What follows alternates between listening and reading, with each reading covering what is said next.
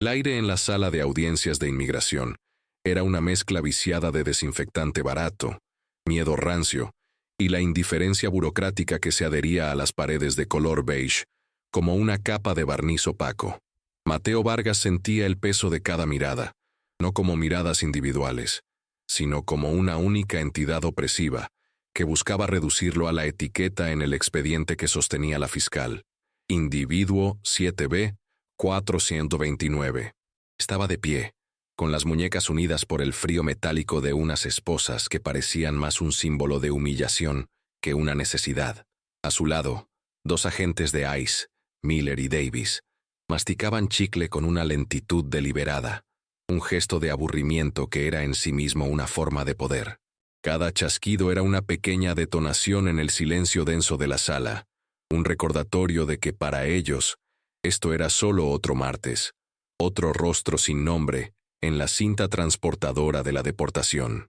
Mateo fijó su vista en un punto gastado de la moqueta, un lugar donde miles de pies ansiosos habían dejado una marca indeleble. Se concentró en esa imperfección para no derrumbarse, para construir un pequeño muro dentro de su mente donde su dignidad pudiera refugiarse. Escuchaba el murmullo de la fiscal, la señora Reyes, una mujer de traje impecable cuya voz era tan afilada y precisa como su corte de pelo. Hablaba de él como si no estuviera allí, desgranando su vida en una serie de infracciones y ausencias. Ausencia de estatus legal, ausencia de vínculos comunitarios verificables, ausencia de una razón convincente para permanecer. Cada palabra era un martillazo que astillaba su identidad, dejándolo expuesto y vulnerable. El llanto que luchaba por salir de su pecho no era por el miedo a la deportación en sí, sino por la profunda soledad de ser desmantelado pieza por pieza frente a extraños que ya habían emitido su veredicto mucho antes de que el juez entrara en la sala. El agente Miller, un hombre corpulento con un cuello que se desbordaba sobre el cuello de su camisa, soltó una risa ahogada, un sonido áspero y seco que cortó el silencio. Se inclinó hacia su compañero, Davis, y susurró algo, la comisura de sus labios torcida en una mueca de desprecio, mientras su mirada repasaba la figura encorvada de Mateo. «Mira a este, llorando como un niño», se escuchó, lo suficientemente alto para que Mateo, y probablemente la primera fila lo oyeran. La humillación fue como una bofetada física, un calor que le subió por el cuello hasta las orejas. Apretó la mandíbula, sintiendo el músculo temblar por el esfuerzo de contener una década de lucha, de trabajos mal pagados, de sueños pospuestos y de un dolor antiguo que no tenía nada que ver con las fronteras. Era un hombre, no un expediente. Era el hijo de alguien, el recuerdo de alguien, una promesa rota que aún respiraba. Pero en esa sala, bajo esas luces fluorescentes que despojaban al mundo de su color, solo era el mexicano que lloraba, un cliché andante para el entretenimiento casual de sus captores. Y esa deshumanización dolía más que cualquier sentencia. Se prometió a sí mismo no darles la satisfacción de verlo quebrado. Enderezó la espalda, un movimiento casi imperceptible, pero que le costó una reserva de fuerza que no sabía que tenía. El punto en la moqueta ya no era un refugio, sino un ancla. La puerta lateral se abrió con un crujido solemne, y entró el juez Alarcón, una figura envuelta en la toga negra que parecía absorber la poca luz que había en la sala. Su rostro era un mapa de severidad y fatiga, tallado por años de presidir sobre el mismo drama humano repetido hasta el infinito. Se movía con una economía de gestos que denotaba una autoridad incuestionable. No miró a Mateo. Su mirada se posó directamente en los documentos que su secretario colocó frente a él. Para el juez Alarcón, el hombre de pie ante el estrado era, por ahora, una abstracción, un nombre en una lista, un caso que resolver antes del almuerzo. Su presencia silenció instantáneamente el murmullo de la sala, y hasta el chicle de los agentes de ICE pareció detenerse. La fiscal, la señora Reyes, se aclaró la garganta y comenzó su exposición formal. Su señoría, el caso ante usted es el del individuo Mateo Vargas. El señor Vargas fue detenido durante una redada en un lugar de trabajo no autorizado. No posee documentos que acrediten su estancia legal en este país. Su historial demuestra una entrada ilegal hace aproximadamente 10 años. No tiene familiares directos con estatus de ciudadanía que puedan patrocinarlo. La Fiscalía solicita la orden de deportación expedita, de acuerdo con la sección 240 del Acta de Inmigración y Nacionalidad. La voz de Reyes era un dron monótono y eficiente, desprovista de cualquier emoción. Mateo escuchaba la descripción de su vida, reducida a un esqueleto de jerga legal, vínculos comunitarios, estatus de ciudadanía, entrada ilegal. Las palabras flotaban a su alrededor, vacías del sudor, las lágrimas y los pequeños triunfos que habían llenado esa década. 10 años de trabajar en la sombra, de enviar dinero a casa para una madre enferma, de aprender un idioma en susurros y de albergar la esperanza silenciosa de que un día las cosas cambiarían. Pero en el lenguaje de la corte, esa vida no existía. El juez Alarcón hojeaba el expediente, sus cejas fruncidas en una línea de concentración. Hacía pequeñas anotaciones con un bolígrafo caro, su mano firme y segura. Mateo no podía evitar preguntarse si ese hombre alguna vez había sentido miedo, si alguna vez se había sentido tan completamente solo. La distancia entre el estrado elevado y el suelo donde él estaba de pie parecía un abismo insalvable, una representación física de dos mundos que nunca podrían tocarse. Miller y Davis se habían enderezado, adoptando una postura de profesionalismo superficial, ahora que el juez estaba presente. Pero Mateo aún sentía el eco de su burla, una vibración desagradable en el aire. Sabía que para ellos, él ya estaba borrado. Su única función ahora era permanecer en silencio, hasta que el martillo cayera y confirmara lo que todos en esa sala ya sabían. Era un fantasma esperando su exorcismo oficial.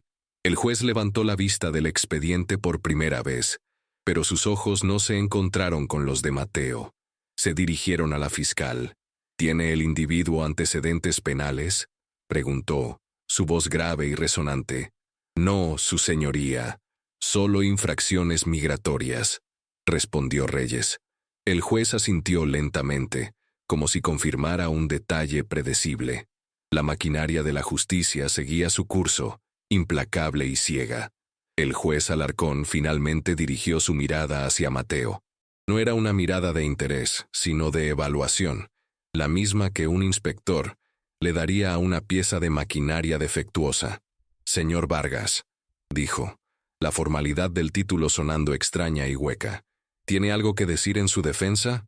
¿Alguna razón por la que no deba firmar esta orden de deportación?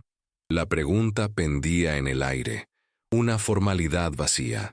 Todos conocían la respuesta esperada, un murmullo de negación, una súplica desesperada, o más probablemente, un silencio resignado. Mateo sintió la garganta seca como el polvo. Las palabras que quería gritar, sobre la injusticia, sobre la humanidad compartida, sobre las promesas rotas que lo habían traído hasta aquí, se agolpaban en su pecho, pero sabía que se estrellarían contra el muro de indiferencia de la corte. Levantó la cabeza, y sus ojos, por primera vez, se encontraron directamente con los del juez Alarcón. Por un instante, el mundo pareció encogerse hasta contener solo a esos dos hombres. Mateo no vio a un juez, vio a un hombre mayor, con el peso del mundo en sus hombros, un hombre que parecía haber olvidado algo importante. Abrió la boca y lo único que salió fue un susurro ronco. No, su señoría. Solo eso. No hubo súplica, no hubo justificación. Solo una aceptación tranquila que parecía perturbar más a la sala que cualquier arrebato emocional. El agente Davis se movió, impaciente. La fiscal Reyes ya estaba recogiendo sus papeles, dando por concluido el trámite. Pero el juez Alarcón no apartó la vista. Había algo en la forma en que Mateo había dicho esas palabras, en el timbre de su voz, en la dignidad desafiante de su postura, que le había causado una extraña punzada, una disonancia en la rutina bien ensayada de su día. Frunció el ceño, no con severidad, sino con una confusión incipiente. Era como escuchar un eco de una canción olvidada hace mucho tiempo. Sacudió la cabeza levemente, atribuyéndolo al cansancio, a la monotonía de los casos. Volvió a mirar el expediente, sus ojos recorriendo los datos biográficos una vez más, como si buscara una explicación para esa sensación inexplicable. Nombre: Mateo Vargas. Fecha de nacimiento: 14 de marzo de 1998. Lugar de nacimiento: Santa Cecilia, Jalisco, México. Nada. No había nada fuera de lo común, nada que lo distinguiera de los cientos de casos similares que había procesado ese año. Y sin embargo, no podía quitarse de encima la sensación de que se le escapaba algo fundamental. La forma en que la luz caía sobre el rostro del joven, la curva de su mandíbula, la tristeza profunda en sus ojos oscuros, era familiar de una manera que le erizaba la piel. «Un momento», dijo el juez, su voz deteniendo a la fiscal a medio camino de su silla. La señora Reyes se giró, sorprendida. Los agentes Miller y Davis intercambiaron una mirada de fastidio. El juez ignoró la tensión creciente en la sala. Se inclinó hacia adelante, entrecerrando los ojos. «Señor Vargas, su segundo apellido, no está listado aquí». La pregunta del juez colgó en el aire, extraña e inesperada. Una cuestión de procedimiento que nadie, ni siquiera la meticulosa fiscal Reyes, había considerado relevante. Era un detalle menor, una formalidad burocrática que en el 99% de los casos no tenía ninguna importancia. Mateo sintió un escalofrío recorrerle la espalda. El muro que había construido con tanto esmero dentro de su mente comenzó a temblar. No quería decirlo. Ese nombre era un ancla a un pasado que había intentado dejar atrás. Una conexión con un dolor tan profundo que temía que, si lo pronunciaba en voz alta, se haría añicos allí mismo, frente a todos. Tragó saliva, el sonido amplificado en el silencio expectante. Sus ojos seguían fijos en el juez, pero ahora su mirada no era desafiante, sino suplicante. «Por favor, no me haga esto», parecían decir. El juez Alarcón, sin embargo, interpretó su silencio como terquedad o miedo. Su tono se endureció ligeramente. «Es una pregunta sencilla, señor Vargas. Para completar el registro, ¿cuál es su segundo apellido? El apellido de su padre». La palabra «padre» resonó en la sala como un trueno silencioso. Para Mateo, fue una daga. Para el juez, solo una palabra en una frase. Para los agentes Miller y Davis, era un retraso irritante. Miller suspiró audiblemente, mirando el reloj de la pared con exageración. La presión se intensificó. Mateo sabía que no podía negarse. El sistema, con su lógica fría e implacable, exigía cada pieza de él, incluso las que había enterrado. Respiró hondo, reuniendo los fragmentos de su compostura.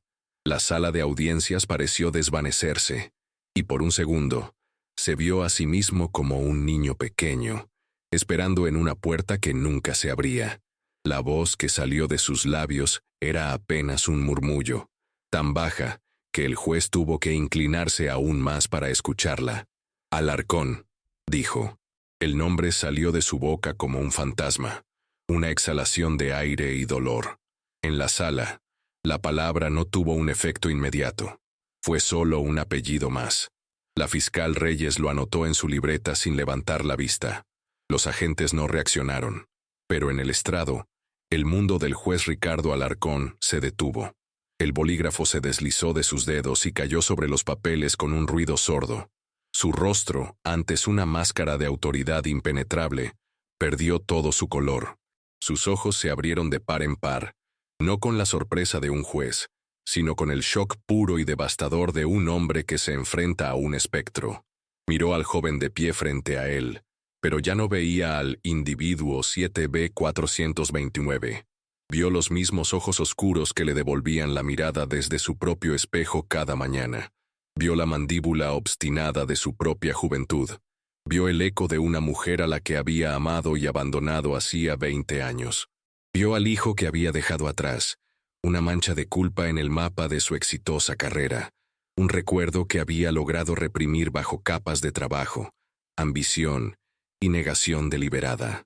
Mateo, su Mateo. El silencio que se apoderó de la sala ya no era tenso, era abismal.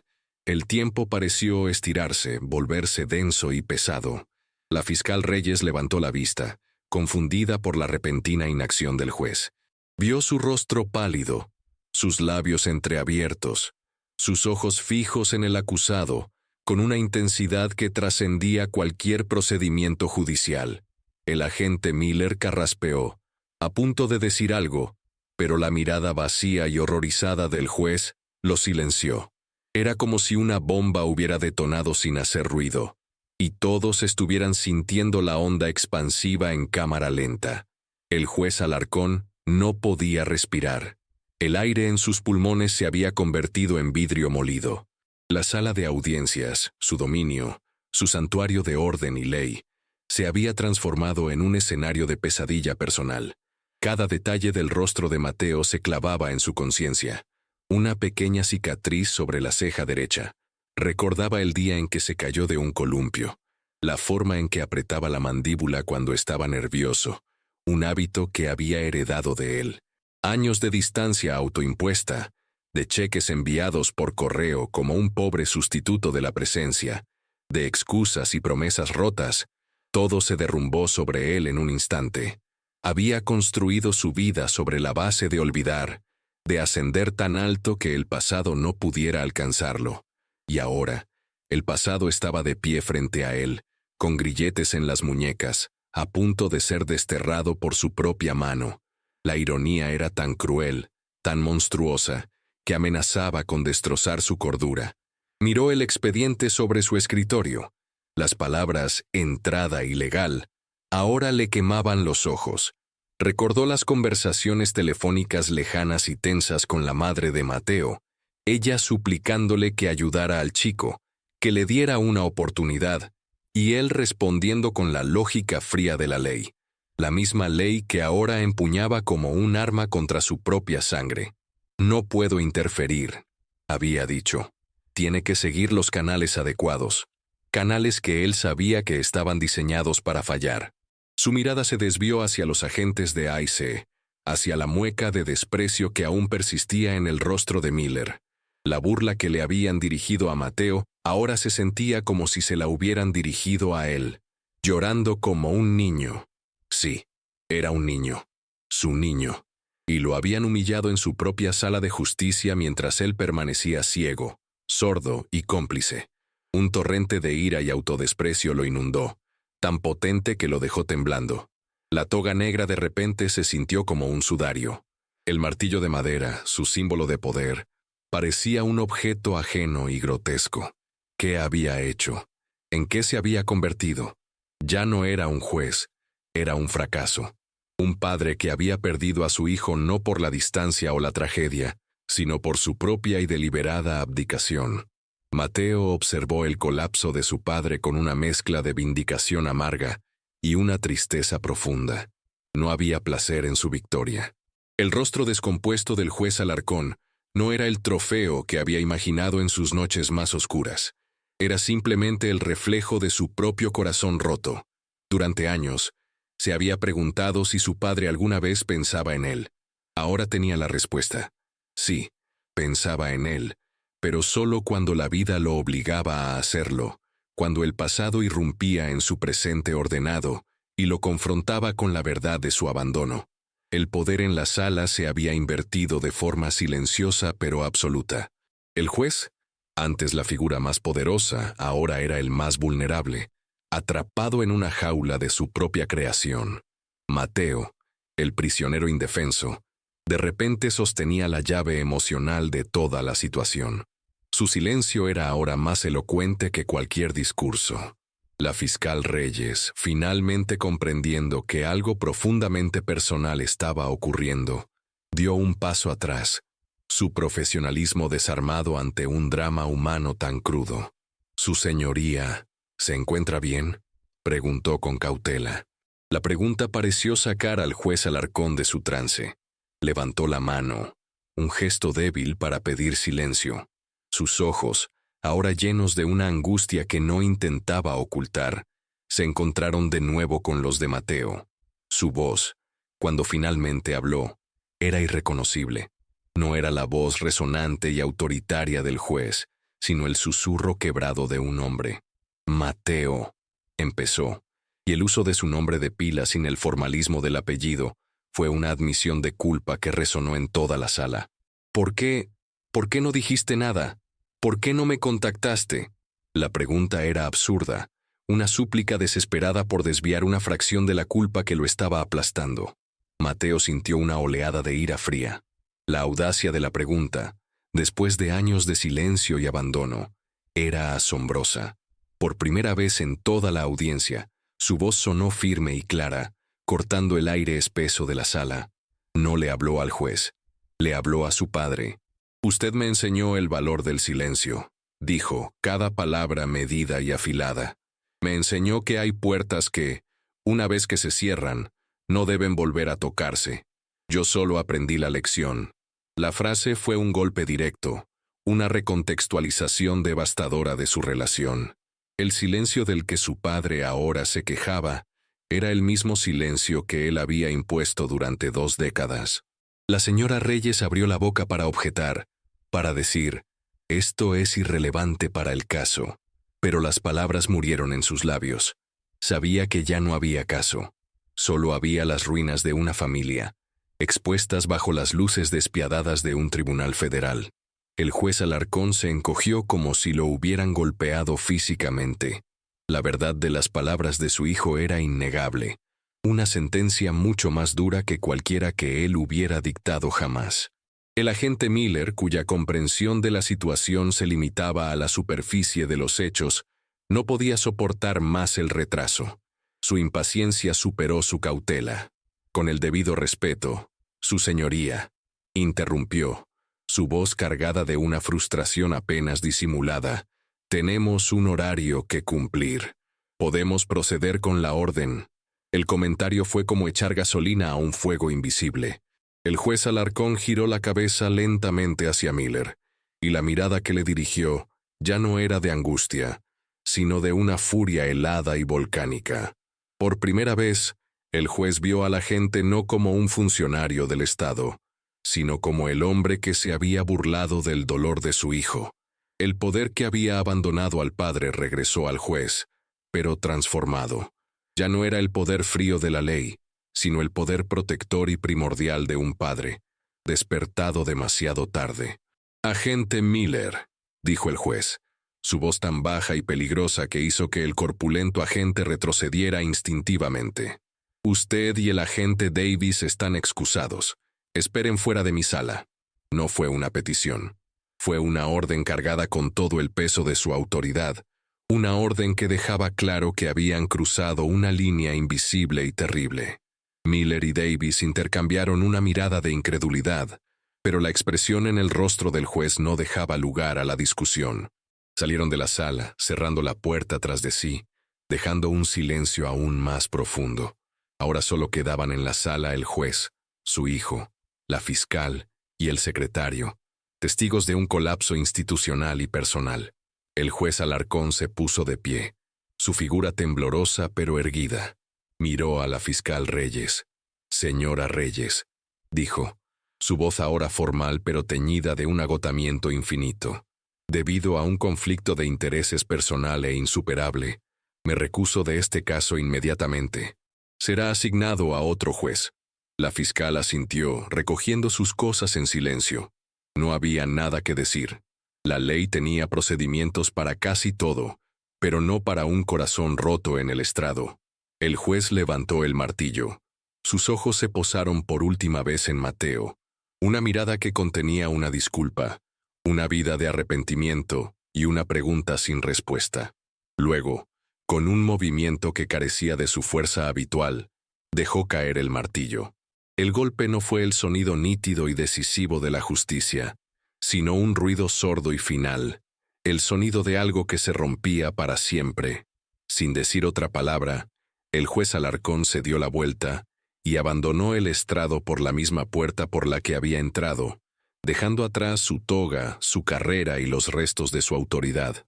Cuando los agentes de la corte, diferentes a Miller y Davis, entraron para escoltar a Mateo fuera de la sala, su trato fue notablemente diferente. No había brusquedad, ni desprecio. Había una especie de respeto cauteloso, como si estuvieran manejando algo frágil y a la vez inmensamente poderoso. La noticia de lo que había ocurrido en la sala de audiencias se extendería como un reguero de pólvora por los pasillos del tribunal, una historia susurrada de poder, fracaso y una confrontación familiar de proporciones griegas. Mientras caminaba por el pasillo, Mateo ya no se sentía como el individuo 7B429. El peso de la humillación se había desvanecido, reemplazado por una calma sombría y pesada. No había ganado su libertad. No todavía. Su caso legal seguía en el limbo, a la espera de otro juez, otro día. Pero había ganado algo mucho más importante. Había recuperado su nombre. Había obligado al sistema, en la persona de su manifestación más poderosa, a reconocerlo. No como un inmigrante ilegal, no como un caso, sino como Mateo Vargas Alarcón, un hombre con una historia, un hijo con un reclamo. Se detuvo por un momento junto a la ventana del pasillo que daba a la ciudad. Las sirenas sonaban a lo lejos, un recordatorio constante del mundo indiferente que seguía girando. Pensó en su padre, no con odio, sino con una piedad lejana. El hombre que había abandonado el estrado no era el juez todopoderoso que había entrado, sino un hombre roto, enfrentado a un veredicto del que no podía apelar. En ese momento, Mateo comprendió que la verdadera prisión no estaba hecha de barrotes de acero, sino de las elecciones que hacemos y los muros que construimos dentro de nosotros mismos. Su padre había vivido en una de esas prisiones durante 20 años, y la puerta acababa de cerrarse de golpe. El camino que le esperaba a Mateo era incierto. Podría ser deportado. Podría encontrar una manera de quedarse. La batalla legal estaba lejos de terminar. Pero mientras lo conducían a una sala de espera, su postura había cambiado. Caminaba erguido, no con arrogancia, sino con la tranquila fortaleza de alguien que ha sobrevivido a un naufragio y ha llegado a la orilla, exhausto pero entero. Había entrado en esa sala como una víctima, un objeto de burla y desprecio. Salió de ella como el catalizador de una crisis moral. Un hombre que, con solo decir su nombre, había hecho temblar los cimientos de una institución y había obligado a un padre a enfrentar la verdad. Y en esa terrible y dolorosa confrontación, encontró una forma de empoderamiento que ninguna orden judicial podía concederle ni quitarle. El nuevo juez asignado al caso de Mateo fue una mujer, la jueza Eleanor Schmidt, conocida por su enfoque metódico y su reputación de ser estrictamente imparcial, casi hasta el punto de la frialdad. Cuando el expediente de Mateo Vargas Alarcón llegó a su escritorio, ya venía acompañado de una nota confidencial del administrador del tribunal detallando la súbita e inusual recusación del juez Alarcón. La jueza Schmidt leyó la nota con una expresión impasible, aunque una ceja arqueada traicionó un atisbo de interés profesional.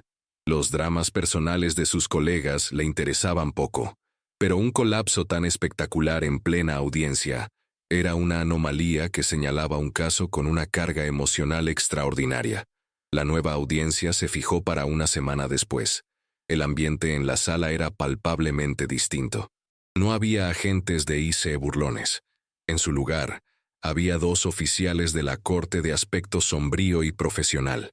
La fiscal Reyes parecía menos segura de sí misma. Su presentación anterior ahora teñida por el conocimiento del contexto humano que la subyacía. Mateo estaba de pie en el mismo lugar, pero se sentía como una persona diferente. La noticia de la renuncia del juez Alarcón, que se había filtrado a través de los canales no oficiales, había llegado hasta él. Su padre no solo se había recusado del caso, había abandonado su puesto por completo, citando razones personales urgentes. La victoria silenciosa de Mateo había tenido consecuencias mucho mayores de lo que jamás hubiera imaginado. Ahora, ante la jueza Schmidt, se preparó para otra batalla. Esta vez, sin embargo, no estaba solo. Un abogado de oficio, un joven idealista llamado Ben Carter, que se había enterado de la historia, se había ofrecido a representarlo. Carter vio en el caso de Mateo no solo una tragedia familiar, sino una grieta en el sistema que podía ser explotada. La jueza Schmidt comenzó la audiencia con una eficiencia cortante. Señor Carter, entiendo que hay circunstancias inusuales en torno a este caso. Sin embargo, los hechos, tal como se presentan en el expediente, parecen sencillos. ¿Tiene alguna nueva evidencia o argumento que presentar? Carter se puso de pie, su nerviosismo visible pero su voz firme. Sí, su señoría. Argumentamos que los vínculos comunitarios del señor Vargas, que la Fiscalía afirma que son inexistentes, han sido malinterpretados. Su vínculo más significativo con este país es precisamente el que causó la recusación del juez anterior. Su padre es un ciudadano estadounidense, un miembro respetado de esta misma judicatura hasta hace una semana. Si bien la relación ha sido complicada, negar que este vínculo existe es negar la realidad. La fiscal Reyes se opuso. La ley es clara, su señoría. Un padre ciudadano no confiere automáticamente estatus legal a un hijo adulto que entró ilegalmente, especialmente cuando no ha habido una relación demostrable o patrocinio. La jueza miró a Carter. La fiscal tiene razón, consejero. La emoción no es un argumento legal, necesita más que eso. Ben Carter sabía que tenía que cambiar la narrativa. La ley estaba, en su mayor parte, del lado de la fiscalía. Su única oportunidad era recontextualizar la historia de Mateo, no como una de infracciones, sino como una de supervivencia forzada por el abandono. Su señoría, continuó Carter, su confianza creciendo, no estamos argumentando basándonos en la emoción, sino en el principio de equidad. La razón por la que no existe una relación demostrable en el sentido burocrático es el resultado directo de las acciones, o más bien inacciones, del padre ciudadano. El señor Vargas no puede ser castigado por un abandono sobre el que no tuvo control. De hecho, su presencia en este país, su lucha por sobrevivir durante una década sin apoyo, demuestra una resiliencia y un carácter que deberían ser considerados. Fue traído a una situación de vulnerabilidad por la ruptura de su familia, una situación que involucra directamente a un ciudadano de este país. La jueza Schmidt escuchaba atentamente, sus dedos formando una pirámide bajo su barbilla. Era un argumento poco convencional, que bordeaba el límite entre la ley y la moralidad, pero estaba bien razonado. Miró a Mateo, quien permanecía en silencio, permitiendo que su abogado hablara por él. Su calma era su testimonio más poderoso. Además, su señoría, añadió Carter jugando su carta más fuerte, la conducta de los agentes de ICE en la audiencia inicial, como se ha informado extraoficialmente, demuestra un prejuicio que contaminó el proceso desde el principio. Mi cliente no recibió una audiencia justa. Fue objeto de burlas y humillaciones por parte de los mismos oficiales encargados de su custodia. Solicitamos que se investigue su conducta y que se tenga en cuenta a la hora de evaluar la totalidad de las circunstancias. Esta fue una medida audaz. Acusar a los agentes de ICE de mala conducta podría ser contraproducente, pero Carter estaba apostando a que la jueza Schmidt, conocida por su estricto apego al procedimiento, se tomaría en serio cualquier acusación de un proceso contaminado. La fiscal Reyes se puso de pie bruscamente. Objeción.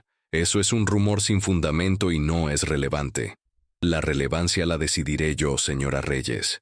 La interrumpió la jueza, su tono gélido. Miró a Carter. ¿Tiene pruebas de esta acusación, consejero? Tengo el testimonio de mi cliente, su señoría, y sugiero que se revisen las grabaciones de seguridad del pasillo y se entreviste al personal de la corte que estaba presente. La sala quedó en silencio. La jueza Schmidt consideró la situación. El caso se había vuelto exponencialmente más complicado. Ya no se trataba de una simple deportación, sino de un posible conflicto de intereses, una conducta indebida de los agentes y un complejo drama familiar que tocaba el corazón mismo del sistema judicial. Sabía que una orden de deportación rápida y sencilla ahora era imposible. El caso atraería escrutinio. La renuncia del juez Alarcón ya había levantado banderas rojas en todo el circuito. Expulsar a su hijo después de un proceso tan contaminado parecería una represalia. Con un suspiro apenas perceptible, tomó una decisión. Aplazaré mi fallo sobre la orden de deportación. Se abrirá una investigación interna sobre la conducta de los agentes Miller y Davis. Señor Carter, tiene 2 semanas para presentar un escrito formal detallando su argumento sobre los vínculos familiares y las circunstancias atenuantes. No era una victoria, pero era un respiro, era una oportunidad. Mientras lo escoltaban fuera de la sala, Mateo miró a su abogado y asintió levemente. Un gesto de gratitud. Por primera vez en 10 años, no estaba luchando solo. La maquinaria de la justicia, que una vez pareció una fuerza monolítica e imparable, ahora tenía grietas, y en esas grietas, por primera vez, comenzaba a filtrarse un rayo de luz.